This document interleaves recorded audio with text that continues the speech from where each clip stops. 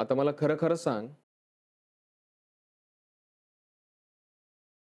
राजन हाच ईशाचा खरा बाप आहे ना? ईशाचा खरा बाप आहे ना? ईशाचा खरा बाप आहे. नाही, अजिबात नाही. हे शक्यच नाहीये ना. डीएनए टेस्ट मध्ये मीच प्रूव्ह केलं ना की तू ईशाचा बाबा आहेस म्हणून. हो, डीएनए टेस्ट. मग मला सांग, तू राजनशी इतकं का बोलत असतेस आणि तो सुद्धा तुला वारंवार का भेटत असतो? क्रांत, पुन्हा एकदा सांगते, आम्ही फक्त चांगले मित्र आहोत. मित्र नाही भेटू शकत का एकमेकांना? आम्ही नाही बोलायचं का एकमेकांशी? नाही नाही नाही, असं नाही. पण हे बघ, तू कसंही आणि कितीही टाळलंस ना, तरी सुद्धा माझी खात्री आहे की राजन हाच ईशाचा खरा बाप आहे.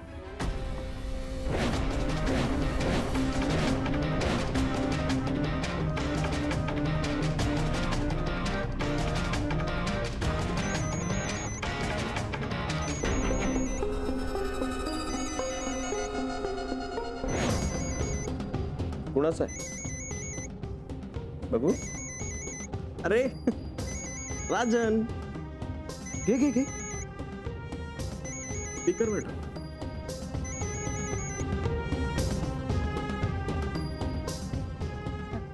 हॅलो. हाय मोनू.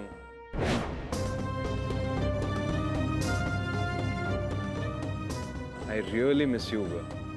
प्लीज मला सोडून जाऊ नकोस.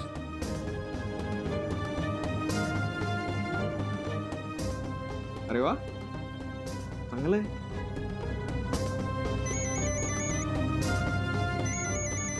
घे घे.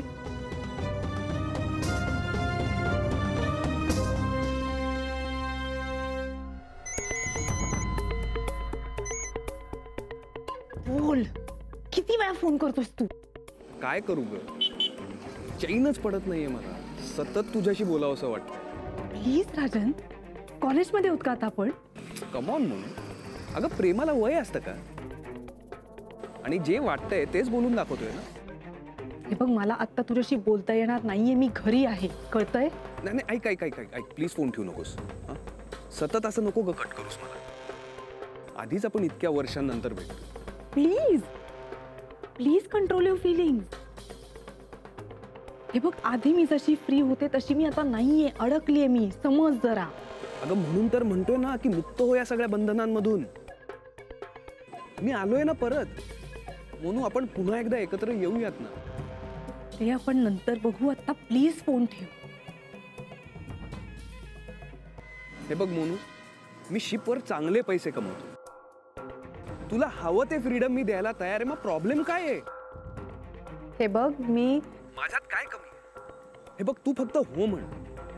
मी आत्ता तुझ्या घरी येऊन तुझा हात धरून तुला घेऊन जायला तयार आहे. येऊ का? बघूया ते नंतर. आता फोन ठेव. हे बघ, तुझा फक्त ग्रीन सिग्नल हवाय मला. आणि मग बघ तुझ्यासाठी मी काय काय करतो. नाही नाही, हे बघा, तुम्ही आता अजिबात इकडे येऊ नका. हां, प्लीज असं अजिबात करू नका. ऑलरेडी इतकी वर्ष फुकट गेली आहेत म्हणून मला अजून एकही दिवस फुकट घालवायचा नाहीये. तुम्हाला कळतंय का? मी आता तुमच्याशी बोलू शकत नाहीये. मला आता नाही बोलता येणार. प्लीज फोन ठेवा. हां, मी नाही ठेवणार फोन. मला उत्तर हवं. मला नाही बोलता येणार आहे आता, सांगितलं ना. हां, मी फोन ठेवते आता. ओके?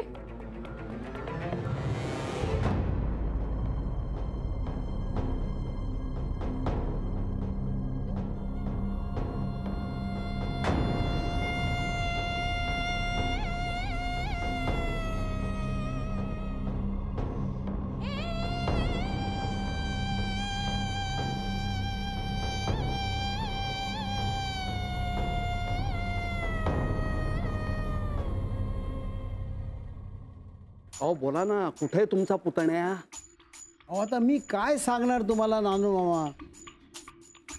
अहो तो घरात नसतो, सारखा बाहेर गायब होतो.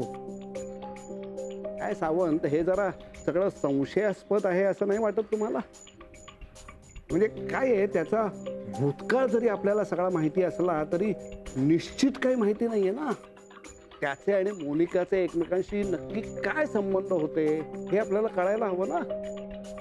अहो खरं आहे तुमचं म्हणणं, पण तो हाताशी लागेल तर ना. काय सावंत, मी माणसं चांगली ओळखतो. या प्रकरणाचा मी विचार करतोय. काय सावंत, तुमचा पुतण्या जर स्वार्थी असेल ना तर तो मोनिकाला भेटण्याचा नक्की प्रयत्न करणार. तो तिला काही सोडणार नाही. नाही नाही नानू, माझा पुतळा आहे खरंच साधा आहे. वस्तात तर तुमची सून आहे, तिनेच त्याची वाट लावली ना. छान. हे म्हणजे उंदराला मांजर साक्ष असं झालं. हो सावंत, कशावरून तुमचा पुतण्याचा लबाड नसेल? काय त्या दोघांचं एकमेकांशी काय नातं होतं हे आपल्याला कळायला हवं. ते जास्त महत्वाचं आहे. म्हणून सावंत, मी तुम्हाला सांगतो की तो घरात काय करतो, फोनवर कुणाशी बोलतो ह्याच्यावर जरा नीट लक्ष ठेवा. ऐका, त्यातनं आपल्याला काहीतरी क्लू सापडेल. अहो खरं आहे तुमचं नानू मामा, पण माझा पुतणा खरंच साधा आहे. हा, पण जर का त्याला कोणी फसवलं तर तो त्याला सोडणार नाही. तसा खूप चतुर आहे बरं का तो. आता काय माहिती कुणी कुणाला फसवलंय ते. नानू मामा, जर का मोनिकानी त्याचं आयुष्य बर्बाद केलं असेल ना, तर तोही तिचं आयुष्य बर्बाद करण्याचा नक्की प्रयत्न करणार. तसा सोडणार नाही तो तिला. उत्तम आहे सावंत. म्हणजे तसा जर काही त्याचा प्लॅन असेल ना तर आम्ही सगळेजण त्याला साथ देऊ. काय शेवटी तुमचं आणि आमचं उद्दिष्ट एकच आहे. म्हणून तुम्हाला म्हणतो सावंत, तो घरात आल्यानंतर काय करतो, कोणाशी बोलतो, कुठे जातो याच्यावर जरा नीट लक्ष ठेवा. म्हणजे मोनिका त्याच्या किती संपर्कात आहे आणि मोनिकाला धडा शिकवण्यासाठी तो आणखीन कोणाची मदत घेतो का हे आपल्याला कळायला हवं ना. हं?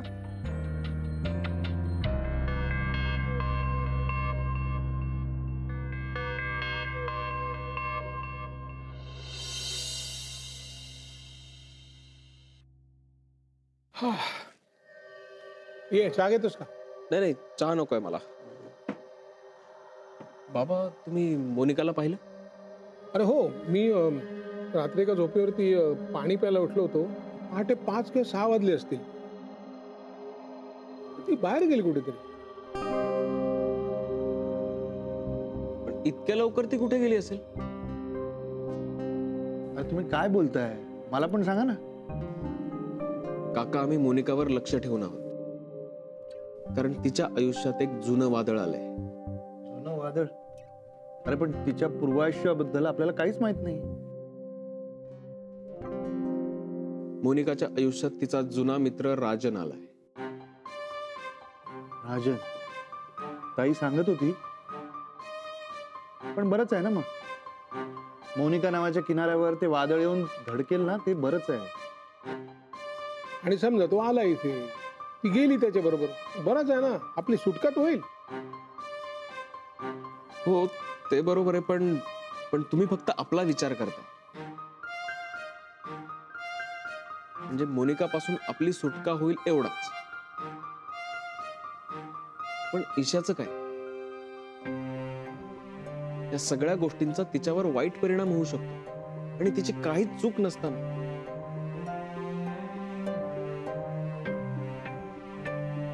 ती खूप हुशार आणि गोड मुलगी.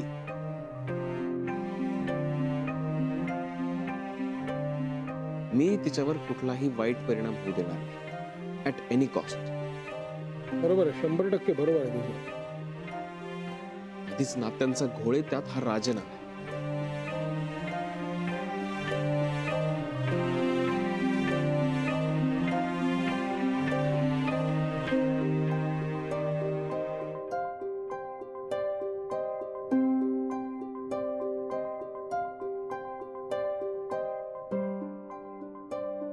ती फोन का नाही उचलत आहे?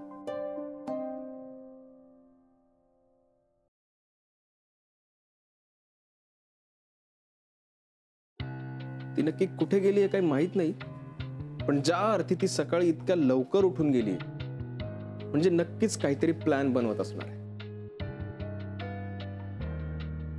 कशावरून ती त्या राजनला भेटायला गेली नसेल? अगदीच शक्य आहे. काहीतरी कुटील कारस्थान चालू आहे तिचं. खरं आहे रे बाबा. आफ्टर ऑल ती मोनिका आहे, काहीतरी खुडबुड तिची चालू असणारच. आणि त्यात आता तिच्या सोबतीला तो राजन आहे, म्हणजे काय आणखीन बघायलाच नको. पण खरं सांगू का, मला ना त्या राजनबद्दल तेवढासा विश्वास नाही वाटत आहे. नाही म्हणजे तो अगदीच अविश्वास दाखवण्यासारखा नाहीये. मी भेटलोय त्याला. पण तरी मला असं वाटतं आपण राजनवर फोकस न करता मोनिकावर करूया. कारण आपल्याला मोनिकाला हुसकून लावायचं. त्यात आपल्याला राजनची जर मदत झाली तर हवीच आहे. पण राजन आल्याने मोनिका अडचणीत आली आहे.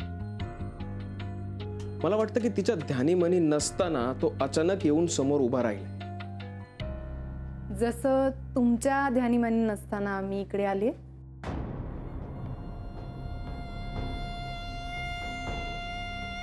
आफ्टर ऑल मी आल्यानंतर कोणाला आनंद होत नाही. मी आता जे सांगणार आहे ते ऐकून विक्रांतला नक्कीच आनंद होईल आणि सगळ्यात जास्त आनंद आत्यांना होणार आहे. दे मग, तुला जी काही गुड न्यूज द्यायची असेल ती दे. तुझ्याकडनं गुड न्यूज म्हणजे जरा अवघडच आहे. मी एक डिसिजन घेतलाय, पण तो डिसिजन फायनल आहे का नाही हे तुमच्यावर अवलंबून आहे. बघ, जे काय ते लवकर सांग. मी डिवोर्स कन्सिडर करते. डिवोर्स? हो आत्या. विक्रांतशी तेच तर हवंय ना तुम्हाला? हे बघ, आम्हाला काय हवंय काय नको त्याचा विचार तू करू नकोस. तुला आता डिवोर्स का हवाय ते सांग. आत्या, मला तुमचं म्हणणं कुठेतरी पटलं. आणि तसंही विक्रांतला माझ्यापासून वेगळंच व्हायचंय ना. आणि कुठेतरी मला वाटतं की आम्ही दोघंही जर वेगळे झालो तर ते सगळ्यांसाठी योग्य आहे. अच्छा, पण मग हे आत्ता असं अचानक का वाटायला लागलं? आत्या, तुम्हीच ऑफर दिली होतीत ना मला. म्हणजे मला वाटलं की तुम्ही काहीतरी खूप चांगला विचार करून ऑफर दिली असेल. म्हणून मी ठरवलं की विक्रांतला डिवोर्स द्यायचा. काहीतरी पण असेलच ना, तो सुद्धा सांग. वाव विक्रांत, इतके वर्ष माझ्याबरोबर राहिल्याचा काहीतरी फायदा नक्कीच झाला. You guessed it right. पण आहे.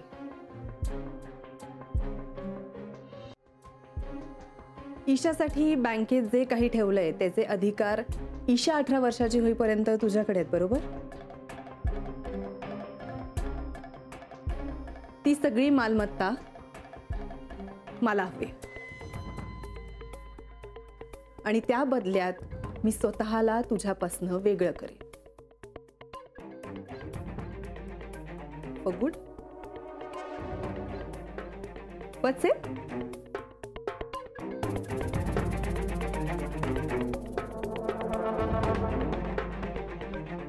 मला तुमच्या दोघांकडनंही आत्ताच उत्तर हवंय. शक्य नाही. का शक्य नाहीये? आत्ताच्या आत्ता आम्ही तुला निर्णय देणार नाही. पण त्यापूर्वी आम्हाला विचार करावा लागेल. आम्हाला म्हणजे फक्त विक्रांत आणि मला नाही, तर आमच्या सगळ्या दळवी कुटुंबाला याबद्दल विचार करावा लागेल. कारण आम्ही सगळे दळवी एकमेकांना धरून आहोत. कधी एकट्याने आपल्या स्वार्थासाठी म्हणून आम्ही कधीही कुठलाही निर्णय घेतलेला नाहीये. एव्हाना तुला कळलं असेलच. आणि इतकी वर्ष माझ्या वडिलांनी जमा केलेली ही संपत्ती एका रात्रीत मी तुला अजिबात देणार नाही. ओके. कधीपर्यंत मुदत हवी? मुदत तू नाही द्यायची आम्हाला मुदत. आमचा विचार पक्का झाला ना की आम्ही तसं कळवू तुला. पुढचं पुढे बघू. विचार पक्का झाला म्हणजे? आत्या, इतकी वर्ष तुम्हाला जे हवं होतं तेच आज मी तुम्हाला देणार आहे, विक्रांतला डिवोर्स. मग आता काय अजून विचार पक्का करायचा आहे तुम्हाला? हो, पण हा विचार तुला आत्ताच कसा आलाय? म्हणजे तू अगोदरही डिवोर्स दिला असतास तर डिवोर्स नंतर तुला पैसे मिळालेच असते. पण तुला आत्ता डिवोर्स का हवाय? परिस्थिती बदलते ना विक्रांत, आणि त्याप्रमाणेच माणसाचे निर्णय आणि विचार सुद्धा बदलतात. अच्छा, म्हणजे राजन आल्यामुळे परिस्थिती बदलली आणि म्हणून तू बदललीस. म्हणजे राजन तुझ्या बाजूने आहे. हे बघ विक्रांत, तुला जे काही तर्कवितर्क करायचेत ना ते कर. माझं म्हणणं फक्त एवढंच आहे, एका हाताने मला सगळे पैसे द्या आणि दुसऱ्या हाताने मी तुम्हाला त्या बदल्यात डिवोर्स दे. ठीक आहे, आम्ही कळवू तुला आम्ही सगळी संपत्ती कधी द्यायची ते. तू मात्र लगेच डिवोर्स दे. मग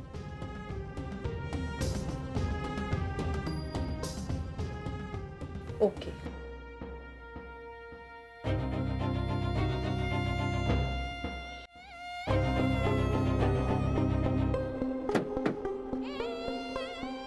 या काय आत्यांनी काय ऐकलेलं दिसत नाही तुमचं? Excuse me. गंमत करतोय ग. तसंही तुझं बोलणं तू कोणाच्या गळी उतरवणार नाहीस असं होऊच शकत नाही ना. गंमत करतोयस का कौतुक करतोयस? आणि ऑफकोर्स कौतुकच आहे. बरं काय म्हणणं काय होतं त्यांचं? तुला का सांगू मी? कमान मोनिका, हा काय प्रश्न आहे का? अगं इतका वेळ इथे तुझी वाट बघत बसलोय, उगाच काहीतरी टाइमपास करतोय, ते काय असंच? हे बघ, ह्या सगळ्यात माझा फायदा आहे का फक्त तुझा फायदा आहे हे मला जोपर्यंत कळत नाही ना तोपर्यंत मी काहीच डिस्क्लोज करू शकत नाही राज. गेले 2 दिवस मी तुला सांगतोय मी काय काय करू शकतो, तरी इतका अविश्वास? तुला अजूनही कळत नाहीये का की तू माझ्यासाठी किती इम्पॉर्टंट आहेस? अगं तसं नसतं तर मी तुला शोधत आलो असतो इतक्याला. एक्झॅक्टली माय पॉइंट. इतके वर्ष कुठे होतास तू आणि अचानक माझी आठवण आली? आणि तू आता जे काही म्हणतोयस की तू खूप इम्पॉर्टंट आहेस, 4 वर्ष तू कुठे होतास रे मग? आणि हे सगळं झाल्यानंतर मी तुझ्यावर विश्वास ठेवेन अशी अपेक्षा करतोयस तू? तुझ्याचसाठी आलोय ग फक्त. तुझ्या आठवणींनी चैनच पडू दिलं नाही का मला? प्लीज, माझ्याविषयी जर खरंच एवढं वाटत असतं ना तर सोडून गेला नसतास तुम्हाला. माणूस आहे ग मी, चूक होऊ शकते ना माणसाकडून. या राईट, चूक होऊ शकते पण त्याची शिक्षा सुद्धा तो भोगतो. अगं इतकी वर्ष वाया गेली आहेत माझी, भोगली की शिक्षा आता? 10 वर्ष गायब व्हायचं एखाद्या माणसाने आणि 11व्या वर्षी परत आल्यानंतर आपोआप त्याला माफी मिळते का? मन मोनिका, सोड ना आता सगळं, भोगलंय ना मी. तू काही भोगलेलं नाहीयेस रे, किंवा कदाचित तू भोगलंही असशील पण मी तुला शिक्षा दिलेली नाही. खरं सांग, तुला मनापासून मला शिक्षा द्यायची नाहीये ना? राईट? बरं असो, दे मला शिक्षा. वाईट वाग माझ्याशी, घालून पाडून बोल, अपमान कर.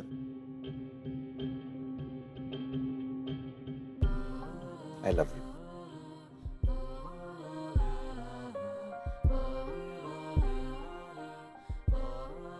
कुठे जायचं जेवायला?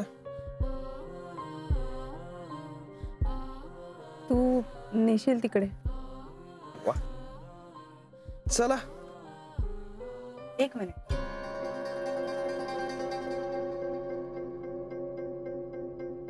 पण मी काय डिसिजन्स घेतेय किंवा मी काय पावलं उचलतेय हे तू मला विचारायचं नाही